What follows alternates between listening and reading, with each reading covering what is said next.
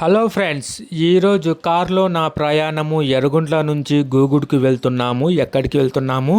యరగుంట్ల నుంచి గూగుడ్ కులాయస్వామి దగ్గరికి వెళ్తున్నాము దర్శనం చేసుకునేదానికి. గూగుడుకు వెళ్ళే దారి మధ్యలో చిత్రావతి జలాశయము చాలా అద్భుతంగా ఉంది.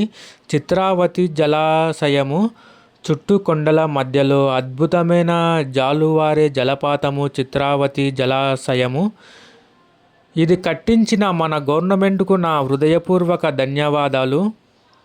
చిత్రావతి జలాశయము సూపర్గా ఉంది. చూసుకుంటూ వెళ్ళాము మేము అందరము కారులో వెళ్ళేటప్పుడు.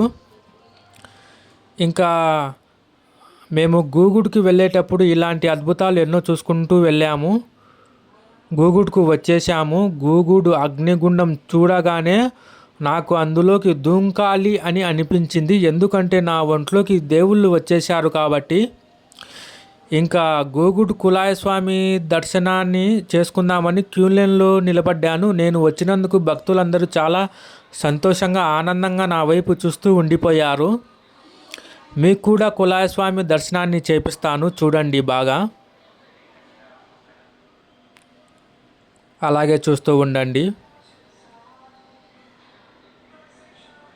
అదిగో అక్కడ కనిపిస్తున్న స్వామి గూగుడ్ కులాయస్వామి. ఈసారి గూగుడ్ కులాయస్వామి నా వెనుక ఉండి నన్ను నడిపించాడా. రాజకీయాలలో చాలా గొప్పవాణ్ణి పూడుస్తాను స్వామి. ఖచ్చితంగా మీకు బంగారు గొడుగుని నైవేద్యంగా సమర్పిస్తాను గూగుడ్ కులాయస్వామికి. ఇంకా గూగుడ్ కులాయస్వామిని చూస్తూ అలాగే దర్శనం చేసుకుంటూ కోరికలు కోరుకున్నాము. ఇంకా తిరిగి ఇంటికి వచ్చేటప్పుడు చుట్టూ కొండల మధ్యలలో ఒక డాబా ఉంది. ఆ డాబా చుట్టూత కొండ మధ్యలలో అరటి తోటలు ఉన్నాయి. చాలా ప్రశాంతంగా ఉంది. డాబాలో చికెన్ బిర్యానీ, గీ రైసు, ఎగ్గు రైసు చాలా అద్భుతంగా అంటే అద్భుతంగా ఉన్నాయి. ఆగాము, చికెన్ బిర్యానీ తిన్నాము. ఇంకా కారులో తిరిగి మా ప్రయాణము ఇంటికి చేరుకునేంత వరకు చాలా అద్భుతంగా ప్రశాంతంగా సాగింది.